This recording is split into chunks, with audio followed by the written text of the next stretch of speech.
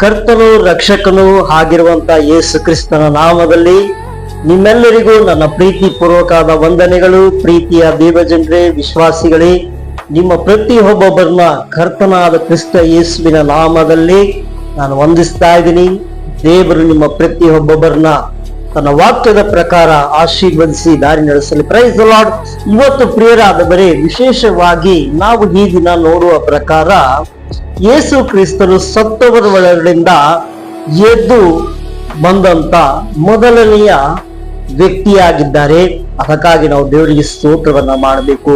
ಇದು ಯೇಸು ಕ್ರಿಸ್ತನ ಏನಾಗಿದೆ ಅಂದ್ರೆ, ಆತನ ಸತ್ತವರಿಂದ ಮೊದಲು ಎದ್ದು ಬಂದಂತ ರಿಸರೆಕ್ಷನ್ ಡೇ, ಅಂದ್ರೆ ಸತ್ತವರಿಂದ ಎದ್ದು ಬಂದಂತ ಯೇಸು ಎಂಬುದಾಗಿ ನಾವು ನೋಡ್ತೀವಿ.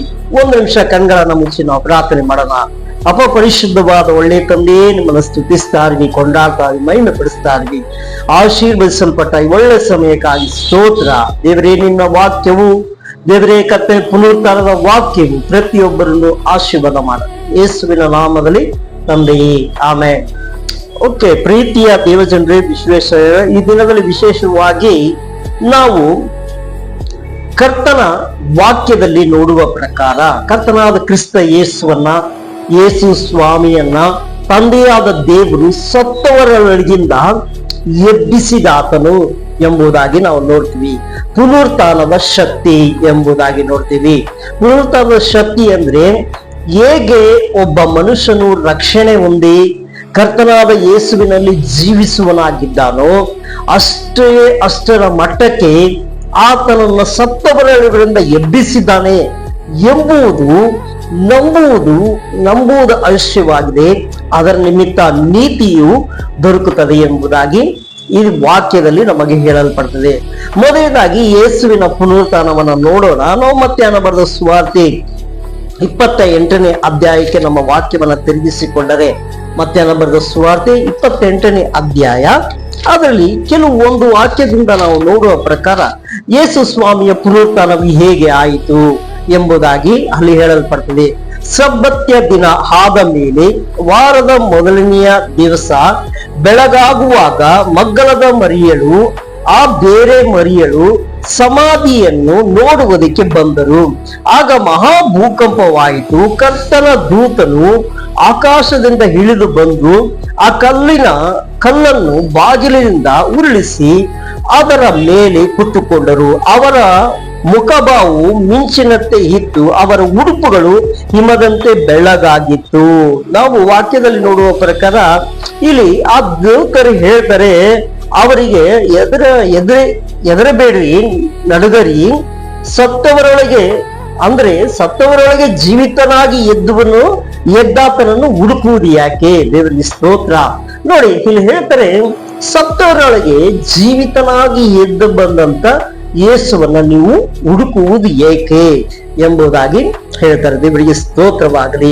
ನೋಡಿ, ಇಲ್ಲಿ ವಿಷಯ ಏನಂದ್ರೆ, ಯೇಸು ಸ್ವಾಮಿಯ ಸಂಗಡವೇ 3.5 ವರ್ಷ ಆತನು ಸೇವೆ ಮಾಡಿದ್ದು, ಆತನು ಅದ್ಭುತ ಮಾಡಿದ್ದು, ಆತನು ಹೇಳಲ್ಪಟ್ಟ ಪ್ರತಿ ಒಂದೊಂದು ವಾಕ್ಯಗಳನ್ನ ತಮ್ಮ ಜೀವಿತದಲ್ಲಿ ಅವರು ಅನುಭವಿಸಿದ ಅವರು ಯೇಸು ಏನಾದ್ರೂ ಸತ್ತರು ಎಂಬುದಾಗಿ ಅವರು ಅಂದುಕೊಂಡಾಗ, ಆಗ ಕೂಡ ಅವ್ರು ಏನ್ ಮಾಡ್ತಾರೆ, ವಾರದ ಮೊದಲನೇ ದಿನ ಭಾನುವಾರ, ಅದು ಸಬ್ಬತ್ಯ ದಿನ ಕಳೆದ ಮೇಲೆ ಯೇಸು ಸ್ವಾಮಿ ಶುಕ್ರವಾರ ತೀರಿದ್ರು. ಶುಕ್ರವಾರ ಆದ್ಮೇಲೆ ಏನಾಗುತ್ತೆ, ಸಬ್ಬತ್ ಡೇ ಅಂತ ಹೇಳ್ಬೇಕಂದ್ರೆ ಶನಿವಾರ, ವಾರದ ಮೊದಲನೇ ದಿನ ಎಂಬುದಾಗಿ ಹೇಳ್ಬೇಕಂದ್ರೆ ಅದು ಭಾನುವಾರ ಎಂಬುದಾಗಿ ಸೂಚಿಸಲ್ಪಡ್ತದೆ. ದೇವರ ನಾಮಕ್ಕೆ ಸ್ತೋತ್ರವಾಗಲಿ. ಈ ರೀತಿಯಾಗಿ ಯೇಸು ಸ್ವಾಮಿಯ ವಿವರಣವು ಈ ರೀತಿಯಾಗಿ ಕೊಡಲ್ಪಡ್ತದೆ. ಪ್ರಿಯರಾದ್ರೆ, ಕರ್ತನಾದ ಯೇಸುವಿನ ಪುನರುತ್ಥಾನವು ಎಷ್ಟು ಅದ್ಭುತಕರವಾಗಿದೆಯೋ ಅದನ್ನ ಮಾರ್ಕೊಂಡು ಬರೆದ ಸುವಾರ್ತೆಯಲ್ಲಿ ಅದನ್ನ ಸ್ವಲ್ಪ ಇನ್ನು ವಿವರಣೆಯಾಗಿ ಅಲ್ಲಿ ಏನಾಗ್ತದೆ ಅಂದ್ರೆ ನಮಗೆ ಹೇಳಲ್ಪಡ್ತದೆ. ಮಾರ್ಕನು ಬರೆದ ಸುವಾರ್ತೆ ನಾವು ತೆಗೆದುಕೊಳ್ಳುವಾಗ 16ನೇ ಅಧ್ಯಾಯದಲ್ಲಿ 1ರಿಂದ 8 ವಾಕ್ಯ ತನಕ ನಾವು ನೋಡುವಾಗ ಸಬ್ಬತ್ಯ ದಿನದ ಕಾಲದ ಮೇಲೆ ಎಂಬುದಾಗಿ ಅಲ್ಲಿ ಕೂಡ ವಾರದ ಮೊದಲನೇ ದಿನ ಅಂತ ಕೂಡ ಅಲ್ಲಿ ಕೂಡ ಅದನ್ನ ಹೇಳ್ತದೆ. ದೇವರ ನಾಮಕ್ಕೆ ಸ್ತೋತ್ರವಾಗಲಿ. ಒಬ್ಬ ಯವನಸ್ಥನು ಬಿಳಿ ಅಂಗಿಯನ್ನು ತೊಟ್ಟುಕೊಂಡು ನೋಡಿ ಬೆಳಗಾಗುವ ಶಿಲುಬೆಗೆ ಹಾಕಲ್ಪಟ್ಟ 6ನೇ ವಾಕ್ಯದಿಂದ ಹೋಗ್ತೀನಿ. ಶಿಲುಬೆಗೆ ಹಾಕಲ್ಪಟ್ಟ ನಜರೇತಿನಾದ ಯೇಸುವನ್ನ ಹುಡುಕುತ್ತೀರಲ್ಲವೇ? ಆತನು ಜೀವಿತನಾಗಿ ಎದ್ದಿದ್ದಾನೆ, ಇಲ್ಲಿ ಇಲ್ಲ, ಆತನು ಇಟ್ಟ ಸ್ಥಳವನ್ನ ಇದೆ ನೋಡಿರಿ ಅಂದನು. ಹಲ್ಲೆಲೂಯಾ. ಇಲ್ಲಿ ಹೇಳ್ತಾರೆ, ಶಿಲುಬೆಗೆ ಹಾಕಲ್ಪಟ್ಟ ಯೇಸುವನ್ನ ನೀವು ಹುಡುಕುತ್ತೀರಲ್ಲವೇ? ಆತನು ಜೀವಿತನಾಗಿ ಎದ್ದಿದ್ದಾನೆ, ಆತನು ಇಟ್ಟ ಸ್ಥಳ ಇದೆ ನೋಡಿರಿ ಎಂಬುದಾಗಿ ಅಲ್ಲಿ ಆ ಶಿಷ್ಯರಿಗೂ ಮರಿಯಳಿಗೂ ಮಗ್ಗಳನ ಮರಿಯಳಿಗೂ ಅವ್ರು ಹೇಳ್ತಾ ಇದ್ದಾರೆ. ಪ್ರಿಯರಾದರೆ, ವಿಶೇಷವಾಗಿ ಇದರಲ್ಲಿ ಬಹಳ ಅದ್ಭುತಕರವಾಗಿ ಹೇಳುವುದು ಏನು ಅಂದ್ರೆ, ಶಿಲುಬೆಗೆ ಹಾಕಲ್ಪಟ್ಟ ಯೇಸು ಹಾಗೆ ಎಲ್ಲರ ರೀತಿಯಾಗಿ ಆತನ ಸತ್ತು ಸಮಾಧಿ ಮಾಡಲ್ಪಟ್ಟು ಆತನು ಮಣ್ಣಿಗೆ ಮಣ್ಣಾಗಿ ಬೂದಿಗೆ ಬೂದಿಯಾಗಿ ಹೋಗಿಲ್ಲ, ಆತನು ಎದ್ದಿದ್ದಾನೆ ಎಂಬುದಾಗಿ ಈ ವಾಕ್ಯದಲ್ಲಿ ಸ್ಪಷ್ಟವಾಗಿ ಪ್ರತಿ ಒಂದು ಕಾರ್ಯಗಳು ಹೇಳಲ್ಪಡ್ತದೆ. ಆದ ಕಾರಣವೇ ಪ್ರಿಯರಾದವರೇ, ಒಂದು ವಾಕ್ಯ ತುಂಬಾ ರೋಮಾಪುರದ ಬರೆದ ಪತ್ರಿಕೆ ಇದನ್ನ ಕುರಿತು ಕೆಲವು ಪತ್ರಿಕೆಗಳಲ್ಲಿ ಇದನ್ನ ಬಹಳ ಅವರು ಸುವಾರ್ತೆ ಸಾರುವಾಗ, ದೇವರ ವಾಕ್ಯವನ್ನ ಸಾರುವಾಗ ಏನ್ ಮಾಡ್ತಾರೆ ಅಂದ್ರೆ ಬಹಳ ಒತ್ತಿ ಇದನ್ನ ಹೇಳ್ತಾರೆ. ರೋಮಾಪುರದ ಬರೆದ ಪತ್ರಿಕೆ 4ನೇ ಅಧ್ಯಾಯ 24-25 ವಾಕ್ಯ ಹೇಳ್ತದೆ, ನಮ್ಮ ಕರ್ತನಾದ ಯೇಸು ಸತ್ತವರೊಳಗಿಂದ ಎಬ್ಬಿಸಿ ಆತನು ದೇವರನ್ನ ನಂಬುವ ನಮಗೆ ನಂಬಿಕೆಯ ನೀತಿ ಎಂದು ಎಣಿಸಲ್ಪಡುತ್ತದೆ. ಮೊದಲು ನಮ್ಮ ಕರ್ತನಾದ ಯೇಸುವನ್ನ ಸತ್ತವರೊಳಗಿಂದ ಎಬ್ಬಿಸಿದನೆ ದೇವರನ್ನು ನಂಬುವುದು ನಮಗೆ ನೀತಿ ಎಂದು ಎಣಿಸಲ್ಪಡ್ತದೆ.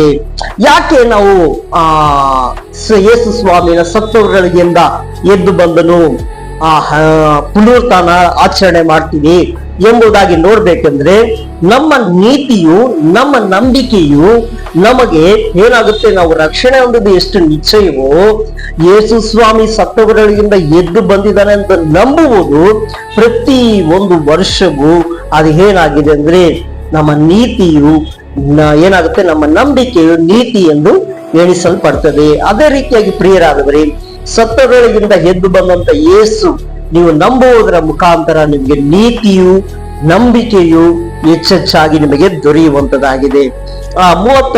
25ನೇ ವಾಕ್ಯದಲ್ಲಿ ಹೇಳ್ತದೆ ನೋಡಿ, ನಮ್ಮ ಅಪರಾಧಗಳ ನಿಮಿತ್ತ ನಿರ್ಣಯಿಸಲ್ಪಟ್ಟು ಉಂಟಾಗಿರುವ ನಮ್ಮ ಅಪರಾಧಗಳ ನಿಮಿತ್ತ ಮರಣಕ್ಕೆ ಒಪ್ಪಿಸಿಕೊಟ್ಟು ನಮಗೆ ನೀತಿ ಎಂಬುವ ನಿರ್ಣಯವನ್ನು ಉಂಟಾಗುವ ನಿಮಿತ್ತ ಜೀವದಿಂದ ಎಬ್ಬಿಸಲ್ಪಟ್ಟನು. ನಾವು ಅಪರಾಧ ನಿಮಿತ್ತವಾಗಿ ದಂಡನೆಗೆ ಒಳಗಾಗಬೇಕಾಗಿದ್ದು, ದಂಡನೆಯನ್ನು ವಹಿಸಿಕೊಳ್ಳಬೇಕಾದ ನಮಗೆ ನೀತಿ ಎಂಬುವ ನಿರ್ಣಯ ಕೊಡುವುದಕ್ಕಾಗಿ ಕರ್ತನಾದ ಯೇಸು ಜೀವಿತರಿಂದ ಎಬ್ಬಿಸಲ್ಪಟ್ಟನು. ದೇವರಿಗೆ ಸ್ತೋತ್ರವಾಗಲಿ. ಎಷ್ಟು ನೋಡಿ, ಯೇಸು ಸ್ವಾಮಿಯ ಪುನರುತ್ಥಾನ ಪ್ರತಿಯೊಬ್ಬೊಬ್ಬರ ಜೀವಿತದಲ್ಲಿ ಆತನು ನಮ್ಮ ಅಪರಾಧ ನಿಮಿತ್ತವಾಗಿ ನಾವು ಅಪರಾಧ ಸ್ಥಾನದಲ್ಲಿ ನಾವು ಆ ಒಂದು ಸ್ಥಾನದಲ್ಲಿದ್ದು ಎಲ್ಲ ಬಾಧೆ ಕಷ್ಟಗಳನ್ನು ಅನುಭವಿಸಬೇಕಾದ ನಿಮಗೆ ಯೇಸು ಸ್ವಾಮಿ ಏನು ಮಾಡಿದ್ದಾರೆ, ನೀತಿ ಎಂಬುವ ನಿರ್ಣಯವನ್ನ ನಿಮಗೆ ಕೊಡುವುದಕ್ಕಾಗಿ ಇಲ್ಲಿ ಹೇಳ್ತದೆ, ನೀತಿವಂತರೆಂಬ ನಿರ್ಣಯ ಉಂಟಾಗುವ ನಿಮಿತ್ತ ಜೀವದಿಂದ ಎಬ್ಬಿಸಲ್ಪಟ್ಟರು. ದೇವರಿಗೆ ಸ್ತೋತ್ರವಾಗಲಿ. ಪ್ರಿಯರಾದವರೇ, ನೋಡಿ, ಯೇಸು ಸ್ವಾಮಿಯ ಪುನರುತ್ಥಾನ, ಯೇಸು ಸ್ವಾಮಿಯ ಆತನ ಜೀವದಿಂದ ಎದ್ದ ನಿಮಿತ್ತವಾಗಿ ಪ್ರಿಯರಾದವರೇ ನಮ್ಮ ಅಪರಾಧಗಳು ಕ್ಷಮಿಸಲ್ಪಟ್ಟಿತು, ನಮ್ಮ ಪಾಪಗಳು ಹೋಗಲಾಡಲ್ಪಟ್ಟಿತು, ನಮಗೆ ಬರಬೇಕಾದ ಎಲ್ಲ ದಂಡನೆಯನ್ನ ಆತನು ವಹಿಸಿಕೊಂಡಲ್ಪಟ್ಟನು. ಇದೇ ರೀತಿಯಾಗಿ ನೋಡಿ, ಒಂದೊಂದು ಪತ್ರಿಕೆಯಲ್ಲೂ ಯೇಸು ಸ್ವಾಮಿಯ ಪುನರುತ್ಥಾನವನ್ನು ಕುರಿತು ತುಂಬಾ ಅದ್ಭುತವಾಗಿ ಹೇಳಲ್ಪಟ್ಟದೆ. ಪ್ರಿಯರಾದವರೇ, ಪ್ರತಿಯೊಂದು ಆತನ ಶಿಷ್ಯರಿದ್ದಂತ ಪ್ರತಿ ಒಬ್ಬೊಬ್ರು ಆತನ ಪುನರುತ್ಥಾನ, ಆತನ ಸತ್ತವರಿಗೆ ಎದ್ದು ಬಂದ್ರಲ್ಲ, ಆ ಪುನರುತ್ಥಾನದ ಕಾರ್ಯಗಳನ್ನ ಅದು ತುಂಬಾ ಅದ್ಭುತಕರವಾಗಿ ಅವ್ರು ಏನ್ ಮಾಡ್ತಾರೆ ಅಂದ್ರೆ ಅದನ್ನ ವಿವರಿಸಿ ಹೇಳಲ್ಪಡಲಾಗುತ್ತದೆ. 1 ಕೊರಿಂಥರಿಗೆ ಬರೆದ ಪತ್ರಿಕೆ 15ನೇ ಅಧ್ಯಾಯ 3ನೇ ವಾಕ್ಯದಿಂದ ನಮಗೆ ಹೇಳಲ್ಪಟ್ಟಿದೆ, ನಾನು ನಿಮಗೆ ತಿಳಿಸಿದ ಮೊದಲನೆಯ ಸಂಗತಿಗಳು ಒಂದು ಸಂಗತಿಯು ನಿಮಗೆ ತಿಳಿಸಿಕೊಟ್ಟೆನು, ಅದು ನಾನು ಸಹ ಅದನ್ನು ಕಲಿತುಕೊಂಡೆನು. ಅದೇನೆಂದ್ರೆ, ಶಾಸ್ತ್ರದಲ್ಲಿ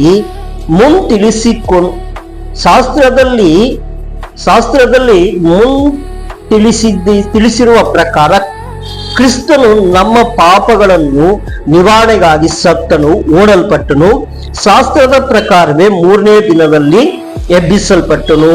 ಹಲ್ಲೆಲೂಯ. ನೋಡಿ, ಇದೆಲ್ಲ ಸತ್ಯವೇದದಲ್ಲಿ ಮುಂತಿಳಿದ ಪ್ರಕಾರವಾಗಿ ತಿಳಿಸಲ್ಪಟ್ಟ ಕಾರಣ ಪ್ರಿಯರಾದವರೇ, ಆತನು ಎಬ್ಬಿಸಲ್ಪಟ್ಟದ್ದು ನಿಜ. ಪ್ರತಿ ಒಂದೊಂದು ನೀವು ವಾಕ್ಯದಲ್ಲಿ ನೋಡುವ ಪ್ರಕಾರ ಪ್ರಿಯರಾದವರೇ, ಯೇಸು ಸ್ವಾಮಿ ಜೀವಿತನಾಗಿ ಎದ್ದು ಬರುವುದು ಎಷ್ಟು ಎಷ್ಟು ತುಂಬಾ ಅಗತ್ಯವಾಗಿದೆ ಗೊತ್ತಾ?